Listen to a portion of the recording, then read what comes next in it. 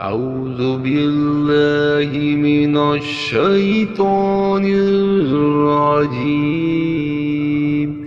بسم الله الرحمن الرحيم. وقالوا اركبوا فيها بسم الله مجرها ومرساها إن ربي لغفور رحيم.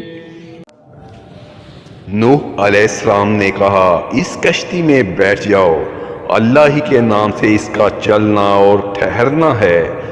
यकीनन मेरा रब बड़ी बख्शिश और बड़े रहम वाला है।